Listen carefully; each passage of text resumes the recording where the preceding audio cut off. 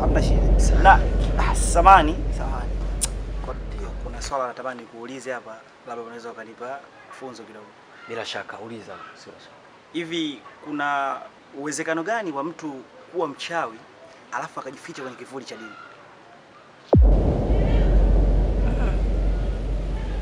Sina imani sana, ila ni vigumu. Maana watu wengi wa dini wana imani ya Mwenyezi Mungu. Hawezi wakawa na vitu kama hivi. Sawa. Umenijibu kama nilivyokuuliza.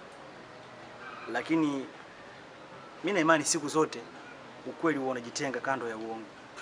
Na watu wenye imani kama hiyo na wanaotenda madhambi kama hayo na imani kwamba adhabu yao ni moto wa jehanamu. Nikotakiwa wakati mwema Sheikh.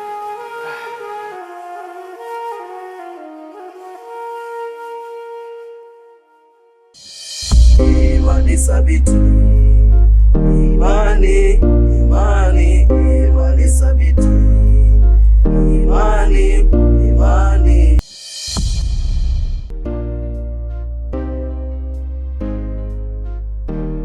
Mizunguko. Tunapita sinajua tena asubuhi. Naam. Tunahangaika kidogo. Bwana Shehe, nikugeongela sana ndugu yangu. Nimesikia bwana umeozesha dada yako. Ni jambo la heri Shehe. Ni jambo la kumshukuru Mwenyezi Mungu sana hilo. Kwa sababu sasa hizi mabinti wengi hapo wanatangatanga tu kijijini. Nikwambie sio mabinti wengi. Yaani mimi dada yangu yuko vizuri kwanza. Anajiheshimu. Anafunga. Muda wote akitembea hijabu kichwani. Unaona Shehe wangu. Kwa hiyo yani mimi mwenyewe nafurahi sasa hivi anakaa kwa mume wake. Mimi nabaki pale nyumbani. Hakuna shida kabisa. Ni jambo la kumshukuru Mwenyezi Mungu sana hilo. Sasa tusifike mbali jamani. Mimi pale jioni nafutulisha. Kabisa, karibuni sana, nafutulisha pale nyumbani kwangu. Mambo safi kabisa. Hii mali ya dada hiyo. Inafanya kazi. Kabisa kama. Yaani umeamua kunilipia? Yaani hapo sio kukulipia, kama pesa zipo. Nafutulisha tu. Mungu ajalia kidogo iko nagawana na wenzangu. Maana riziki kugawana bwana. Kwa hiyo karibuni sana bwana. Bwana mimi kusema tushukuru sana kwa sababu hadi saa hizi mpaka umefikia hatua hii, ndugu yangu umekuwa sana. Ila sasa na wewe ndugu yangu.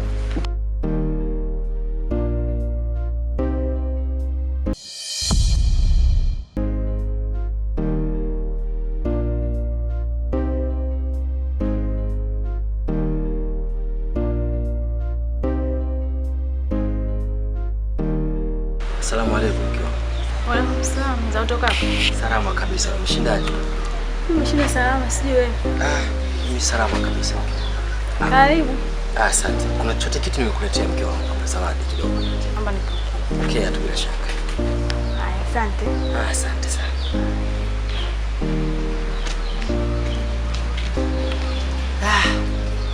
Huyu ndo mwanamke wa kuoa. Mwanamke mwenye maadili. Mwanamke mwenye kujistiri. Bila hata kumwambia mwenyewe. Anapiga magoti, anapikia zawadi kwa mumewe. Kisha anakwenda kwa bashasha kabisa. Haki ya Mungu kwa mwanamke yule. Tumuombe tu Mungu mwanamke aweze kumpa moyo wenye imani.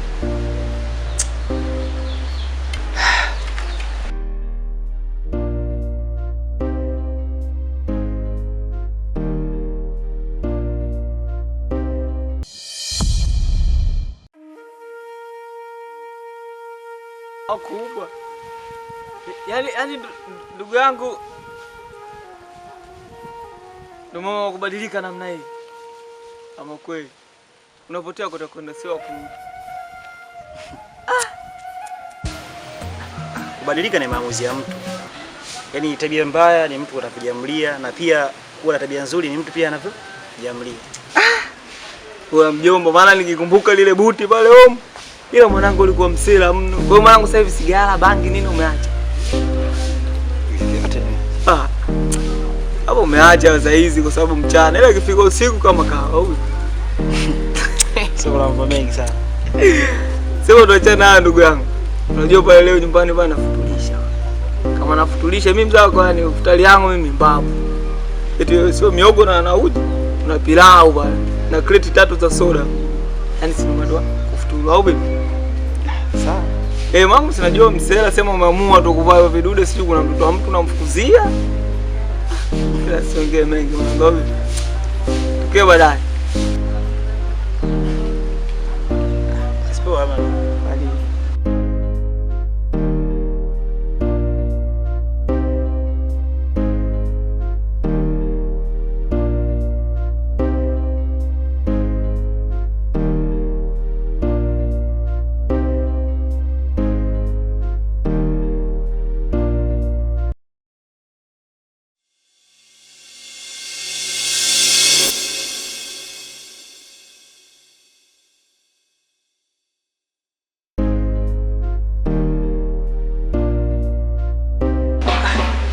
alaykum Sheikh. Wa alaykum salaam. Kwema kabisa zao kutoka. Sawa. Naona mimi naingia na wewe unatoka. Nilikuwa natoka kidogo nielekea kwenye mizunguko tu ya kawaida. Vipi Sheikh, karibu. Basi sawa, kama unatoka tuongozana. Maana mimi ndio nilikuwa nakuja kwako hapa, lakini kwa kuwa mwenyewe unatoka tuongozana tu. Sheikh, sio namna hiyo.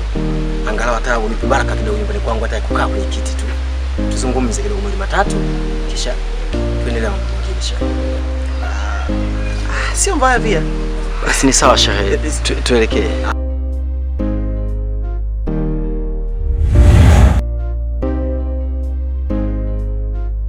Assalamu alaikum. Bwana Heli, karibu sana. Asante ustazi. Naona upo. Mimi nipo bwana. Ngoja nitoe viti. Hamna haja ya viti ustazi wangu. Nimekuja hapa na jambo moja tu ustazi wangu. Ndio. Endapo nimekuja kukualika kwamba jioni leo unafutulisha. Pale nyumbani? Pale nafutulisha. Si unajua baada ya kumwezesha dada yangu ile kidogo kitu nilichokipata. Naam. Na mimi ni shehe na Waislamu wenzangu. Mungu ataniongezea neema kidogo. Basi niseme tu shehe wangu, usiro ondoa shaka. Mimi jioni nitawasili. Karibu sana ustazi. Asante sana shehe wangu. Sawa bwana. Sawa, karibu sana. Ngoja endelee kualika na wengine huko afu nipitie dukani nikachukua mazaga. Haina shida, karibu sana. Haya.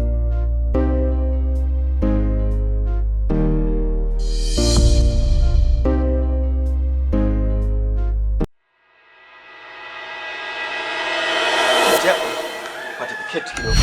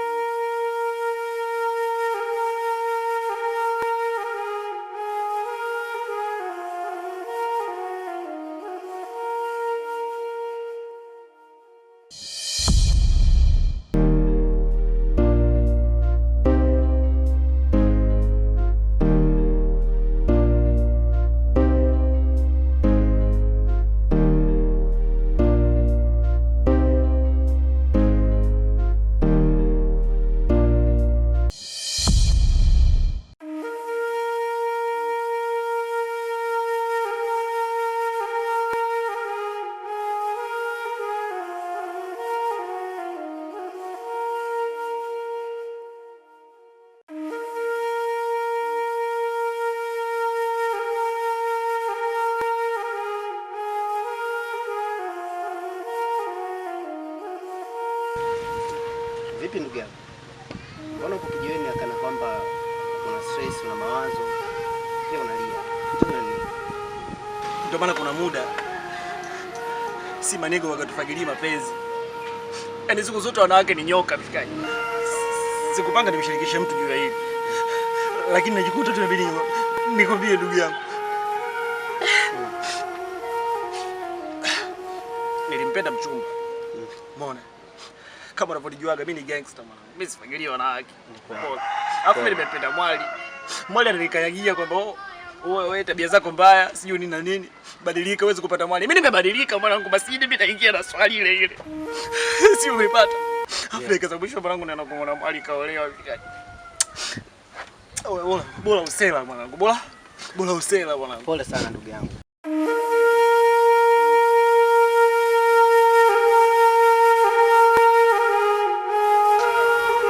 Pole sana ndugu yangu. Kwani haya yote ni maisha tu. Ila kama umeamua kubadilika, badilika tu. Ila kama umeamua kubadilika, badilika kwa Mungu wako. Heti usibadilike kana kwamba kuna mtu fulani unampenda. Kubadilika. Mimi naamini wasichana ni wengi, wanawake ni wengi. Tena wanaweza kawa wazuri kuliko yule. Kwa mimi nakusii ndugu yangu, usikate tamaa. Wazuri ni wengi. Fresh bwana. Ndio bado kuna muda unaona bora tuleke mijani tu. Ndugu yangu. Tunaongea nini? Hicho unachokifanya sio kitu sahihi sana. Kama umeamua kumrudia Mungu wako, basi mrudie. Usiendelee tena kufanya kitu kama hivi. Sawa ndugu yangu. Takia siku njema.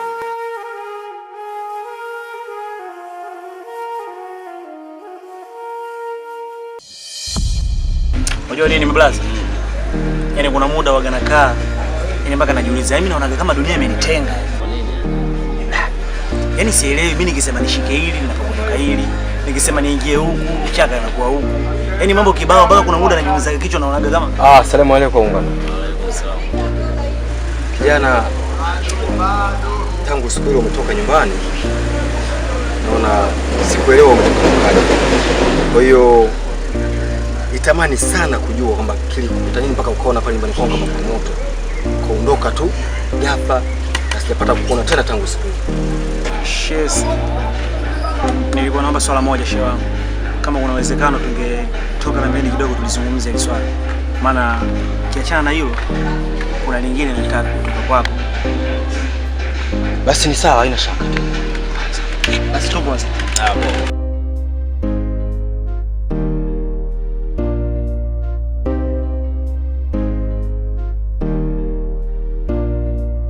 Hapa panatosha. Sawa. Shehe, nimekutoa kule na nimeona bora tuje kuongelea huku kutokana na hali ya utulivu na ni maongezi ambayo yanahitaji faragha kidogo. Shehe wangu, mimi na imani kwamba ulipata mgagaziko baada ya kufika nyumbani kwako na kuondoka pasipo kukaa hata chini sana. Na uondokaji ambao hata kuaga pia sijaaga. Sana. Lakini mimi naweza nikasema kwamba sababu ya mimi kuondoka pale nyumbani kwako siku ile pasipo kuaga na uondokaji ule, sababu kubwa ni ule mwanamke wako nilikukuta pale. Mimi na imani kwamba uliniona katika hali ya kujiheshimu na mavazi ambayo ya kujistiri pia. Na sababu yote ambayo umeona mpaka nimefikia hatua ile, sababu kubwa ni ule mwanamke nilimkuta nyumbani kwako. Shehe, niseme tu kwamba za samani na sijui ni Mungu au shetani ambaye anataka tupambanishe kati ya mimi na wewe. Na hata sijui shida ni nini. Shehe, mimi yule mwanamke nilimpenda kabla hujamuoa. Na nilimfuatilia na nilijaribu kueleza hisia zangu kwake. Lakini alinikatalia katu baada tu ya ule muonekano ambao niliokuwa nao. Na alinielekeza kweli kabisa kwamba kwa muonekano wangu sitaweza kupata mwanamke aliyetulia. Lakini kutokana na kupenda kwangu, shehe, mimi nilidiliki kwenda msikitini na kubadilika na kutafuta mavazi ya kujistiri ili mradi tu nimpate yule mwanamke. Na ndio maana ile siku nakuja kumuona pale na kujihakikishia kwamba umemuoa wewe, ili niuma sana shehe wangu. Na ndio maana nilishindwa kuvumilia. Hapana. Hutaki kukata tamasha. Mimi nachoona ni mitihani tu ya Mwenyezi Mungu ambayo inakukuta. Kama uliamua kubadilika, na mimi ni moyo wako ndio ukufanya ukabadilika. Na si mwanamke. Basi amua kupita kwenye njia ile ile. Mimi nadhani haya mengine yote ni mapito tu ya dunia. Ilikuwa sio fungu lako. Kwa maana Mwenyezi Mungu hajaweza kuwezesha. Mimi nadhani ungeweza kubadilika na uwe vile vile ambavyo mara ya mwisho nilikuona. Yaani leo hii nimehuzunika sana kuona tena upo katika hali kama hii. Nitegemea kama umeamua kuwa mcha Mungu basi uwe mcha Mungu. Shehe, mambo mengine yote duniani hapa yapo. Ila kama unafuata njia ya kweli, njia ya haki ya Mwenyezi Mungu, basi wewe utakuwa mwenye kuokoka na mtu mwenye kupata heri kwa Mwenyezi Mungu. Ila hivi ulivyo saizi unapotea shehe. Nilifurahi sana kukuona katika hali hii, nikajua basi umebadilika kimatendo, kifikra na hata kimuonekano. Muonekano ambao kila mtu akikuona basi anafurahi kumuona kijana akiwa hivyo. Na imani moyo wako uliamua kuwa hivyo na sio mapenzi. Achana na mapenzi. Sawa shehe, mimi nimekuelewa. Lakini kuna jambo moja niseme kwanza, niombe radhi kwa hilo swala naenda kuliongea hivi sasa. Maana Waswahili wanasema shakum si matusi. Mimi nipo kwa ajili ya kuuliza ili kujenga tu shehe wangu. Shehe, kuna kijana nimeulizia, nimeambiwa ni baba yake mdogo na binti anaitwa Neema.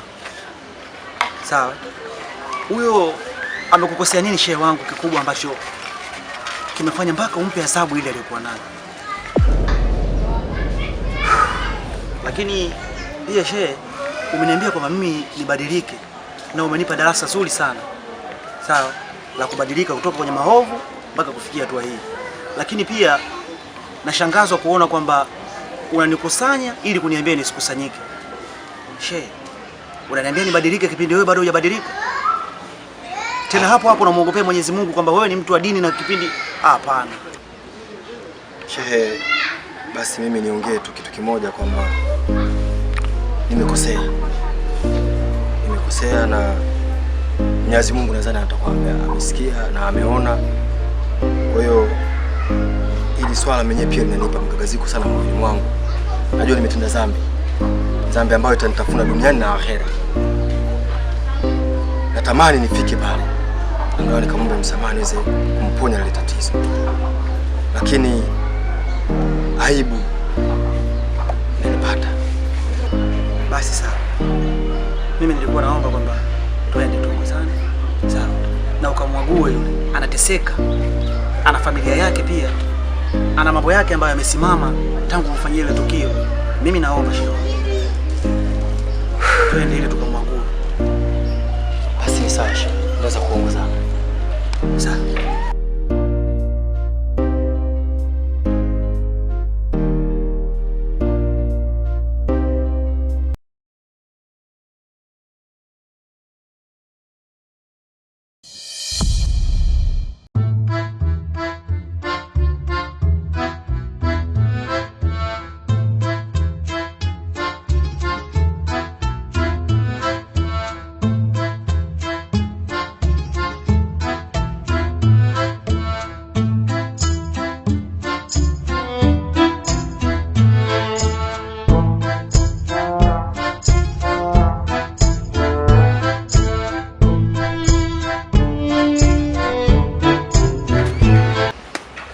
Vipi bro? Safi. Sasa hizi shehe. Safi. Asalamu alaykum. Alaykum salaam. Pole tena. Shehe, mimi nipo hapa, naomba unitake radhi kwa yale yote ninaweza kukutendea. Unajua kabisa ni mimi, lakini yote imetokea tu shehe wangu. Nilikuwa na wivu na mke wangu, basi nikaweza kutumia mbinu ambazo Mwenyezi Mungu amekataza mara zote tusizitumie, na ilikuwa nikijificha kama shehe na watu wakiniheshimu mtaani, kumbe nilikuwa natenda vitu ambavyo havimpendezi Mwenyezi Mungu. Kwa hiyo mimi nilikuwa naomba unisamehe kwa yote, na nimekuja hapa ukilikosa, na pia kama utanisamehe shehe wangu, basi Mwenyezi Mungu atakuwa amesamehe pia madhambi yangu yote naweza kukufanyia na wengine pia niliowafanyia. Kwa hiyo niko hapa kwa ajili ya kuja kutoa matatizo yote ambayo nilikusababishia. Basi ngoja nifanye tiba kidogo shehe.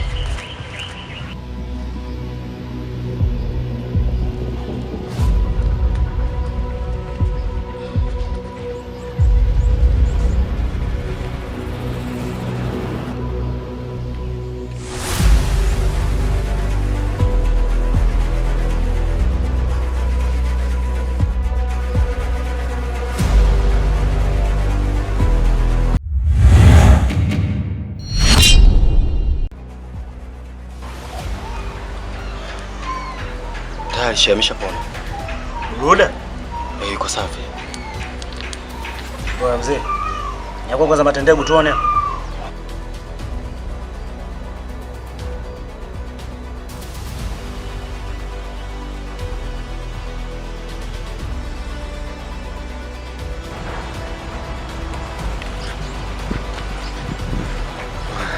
Pibaluka kwanza. Ndugu yangu, nashukuru sana. Mimi nashukuru sana. Shehe, mimi nashukuru kwa msamaha wako. Ndio. Basi nadhani hili swala kwa kweli limekwisha.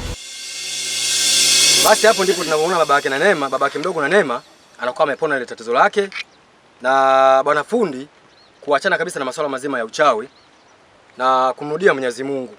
Kwa hiyo kupitia hapo tunamuona bwana Billy sini naifuata, ila nisingependa kuendelea sana, tungeishia tu sini hiyo hiyo.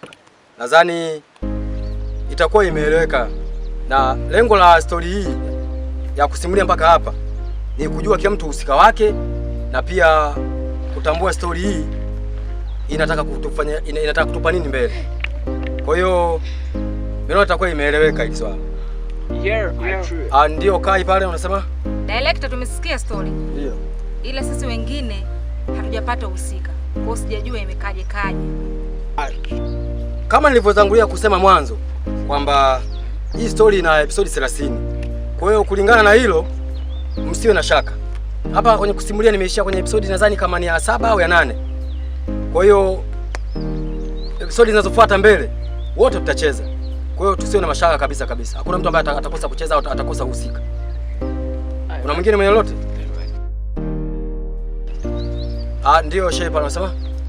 Mimi nasema kwamba hawa ni story nzuri sana. Ndio. Na inafundisha sababu ndani yake ukizingatia yamebeba maadili ya dini. Sawa. Ndio. Lakini pia ni matumaini yangu kwamba itapendwa sana na watu na itapokelewa vizuri. Ndio. Kwa sababu ukizingatia tupo katika mwezi mtukufu wa Ramadhani ambao ni mwezi ambao ni miongoni mwa miezi minne ile mitukufu. Lakini pia siku zote kitu kizuri kama Arabu wanatuambia kwamba ni jaid. Sawa. Kwa hiyo story ni nzuri, jaid. Fanyeje? Napenda. Inapendwa tuseme. Lakini pia ushauri wangu kwa wasanii wenzangu ni kwamba tunapopewa uhusika tujitahidi kutendea haki wahusika. Ili story nayo iweze kuwa nzuri zaidi. Sawa. Yangu ni hayo. Sawa. Sawa jamani. Kwenye swala zima la bajeti, mimi nadhani hapa Pajimia kampuni imejipanga vizuri sana safari hii. Hakuna ambaye atakosa chochote kwenye kambi hii. Kama shida yote itatokea, basi uongozi mzima wa Pajimia upo hapa mbele. Unaweza ukaja ukauona ukapata hitaji lako lolote linalotakiwa. I like it. Kuna mwingine lolote mwenye lolote huko?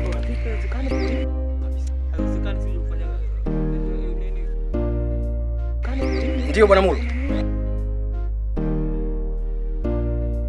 Kuna jambo hapo halijakaa sawa. Jambo gani? Kwa sababu tulitegemea hii itakuwa kikao cha kikubwa sana. Yaani kingekuwa kikao kikubwa, tungekaa sehemu tulivu, kikao amazing sana. Nilitegemea kuna vyupa fulani tutakuwa tunavunja, tuliahidiana tutakutana bar. Yeah. Leo naona umekuja kutuleta hapa au vipi wasanii wenzangu? Sawa, mimi mbona niwaeleweshe kitu kimoja. Lengo la kuja kufanya kikao huku ni kwamba baada ya kazi hii ya Ramadhani ambayo tunaelekea kuishuti, mbele tuna kazi ya Siwa. Ni movie nzuri na story nzuri ambayo itahitaji mazingira ya kijijini.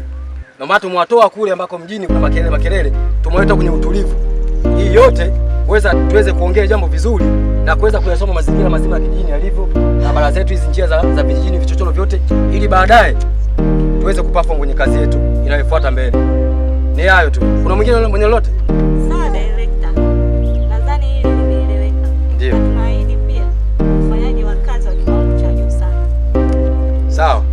Mimi niwashukuru sana kulingana na hilo. Niwatakie tu siku njema, ila tu kesho kuwahi location ili kazi ianze mapema asubuhi. Mambo yote najua tutaenda kumalizana huko, mengine yalobaki. Si ndio jamani? Ndio. Basi tutawanyikeni, tunaona kesho. You know.